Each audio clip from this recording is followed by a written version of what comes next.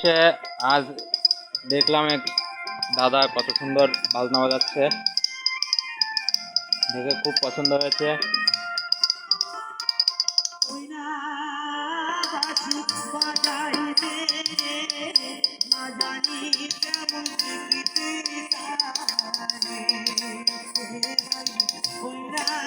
কেউ যদি দাদার লাইভ মিউজিক শুনতে চাও, বাজনা শুনতে চাও, তাহলে এই সুন্দরবন ঝড়খালি সমবায় পার্ক ওখানে আসবে। দাদার নামটা কি? গৌতম রয়।